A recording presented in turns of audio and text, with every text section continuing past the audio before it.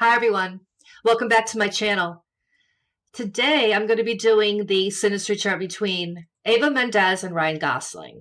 There's multiple requests, and I'm finally getting around to it.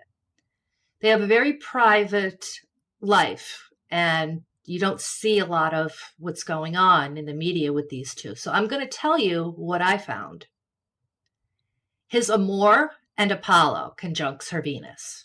And Venus is the love planet, so this is really nice because Amor is love, and Apollo is there. So this has to do with the beauty, the arts. And Apollo was the god of beauty and the arts, so that makes sense because they're both movie stars.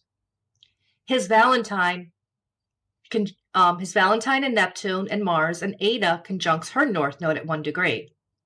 Whatever conjuncts your North Node from the other person, this will mean the theme of the relationship for you. And with these aspects, it's actually really nice because his Valentine is conjuncting her North Node. And I don't see this very often. And it's just a wonderful sort of sacrificial love and devotion. And it's a pure energy in the love department. His Neptune is there as well.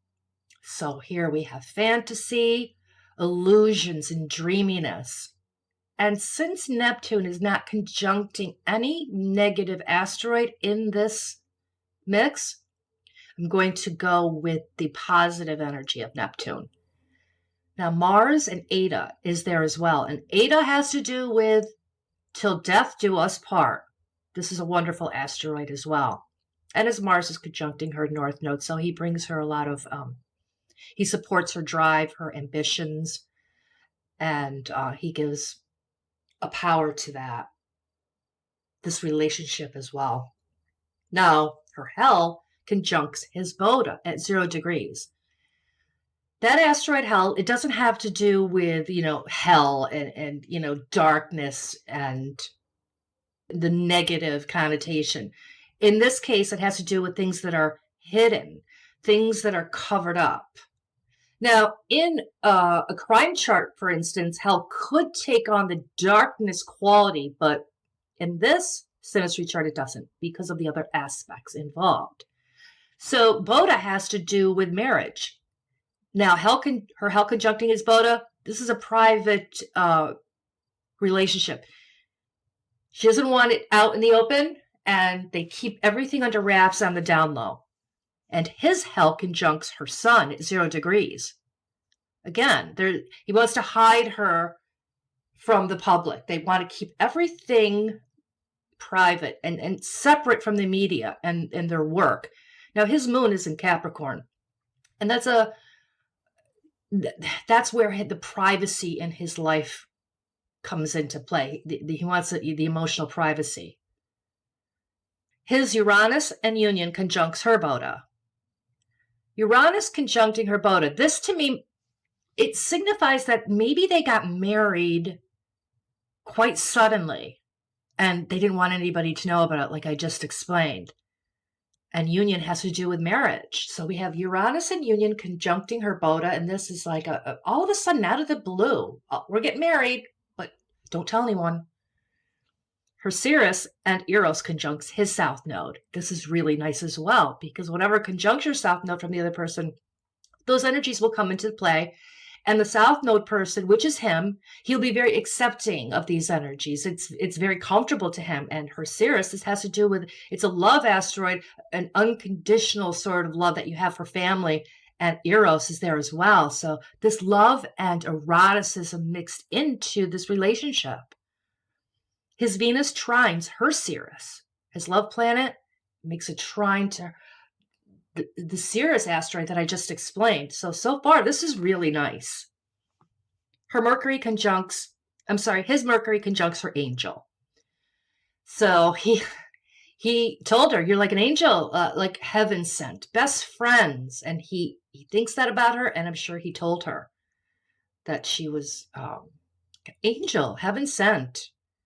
Her Vesta conjuncts his Juno and Venus. And his Juno and Venus are in the 7th house, which the 7th house rules committed relationships and marriage. So she's devoted. She's devoted to him. She's devoted to the marriage.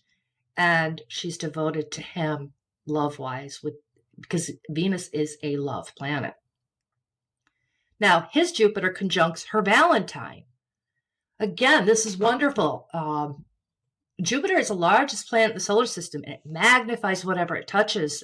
And since it's making a conjunction to her Valentine, she has the same unconditional, self-sacrificing, well, not self-sacrificing, but in a way it can be. Because when you have Valentine in a chart, they'll take a bullet for you. We're talking about sacrificial love and devotion here. So this is really nice. Now on the flip side of the coin, because there's always a flip side. There's no such thing as a perfect relationship. So I'm going to tell you what I found. Her Nessus and Saturn conjuncts his IC. The IC is on the cusp of the 4th house that rules the home and the family. There's Nessus there, making a conjunction, and that has to do with abuse. So I thought, is she abusive towards him? To me, it wouldn't sound right with all of the other aspects that I just explained. If his birth time is correct, it had a Rodden reading of C, and I think he gave his birth time in an email interview or some interview. So putting that aside, let's go back to the Nessus and Saturn, if his birth time is correct. Nessus, like I said, has to do with abuse, but it's holding hands with Saturn. And Saturn has a restrictive quality, a binding or a squelching of the planet or asteroid that it touches. So in this case, Saturn is holding hands with Nessus, and I would imagine Saturn is like, no, we're not going that route. I'm putting, a binding effect around this, so it's not going to happen. But Saturn conjuncting the IC, this can mean the glue that holds the relationship together. Now, her Saturn, in this instance, it means not only the glue that holds the family together, but she can be a stern parent. She puts her foot down, and she's not she doesn't let her kids, run wild. It's discipline here, and it's like, eat your vegetables, because if you don't, there's not going to be any dessert, or better get those leaves raked and all your chores done. Because if that doesn't happen, we're not going to the beach, and I'm not going to change my mind. So that is the type of energy that Saturn represents in this case. Now I'm going to get to the planets. Like I said, I also don't have her birth time, so I can't really get a lot of information between these two. Sometimes I can, but in this case, it wasn't as much as I'd like to get. So with the planets, his moon sextiles her sun, and that's really nice. That's like a really good friend. They're really good friends to each other. There's a compatibility here. Mercury trining Mercury, really excellent for communication, and his Mercury is in the 7th house. Like I said, that rules marriage, and he's got a 7th house stellium. So marriage is important to him. Her Mercury, his Mercury trines her Jupiter. So there's good communication as well, the Jupiter trining Mercury, and they can have these conversations without a lot of discord. His Saturn trines her Venus. This has to do with glue. So here's another planetary aspect, or another aspect that involves Saturn, and it's trining her Venus, the love planet. So to me, this is the glue that will hold them together. Now, I have to say that not all the time in a marriage, if you have Saturn trining Venus, this is important, because everyone says, oh, you have Saturn trine Venus, you guys are going to stay together forever. That's not necessarily true, because J-Lo and A-Rod had Saturn trine Venus, and they did not stay together for a very long time. But in this case, I see other aspects supporting the Saturn trine Venus that will be the glue that holds the relationship together, and one of those was her Saturn conjuncting his IC on the cusp of the 4th house. And Ryan also has Saturn in his 7th. So this means that there's going to be the glue there. Now, Saturn the 7th usually means that there's a delayed marriage, or you get married when you're younger and then it lasts for a really long time. So there was a delayed marriage. He finally found the woman that was right for him. And Saturn there, it's going to last. So there's another glue there as well. They also have Sun trine Sun, 5 degrees. That's excellent as well. And it's both in water signs. So they have a very nice emotional compatibility between the two of them. So that is all I have.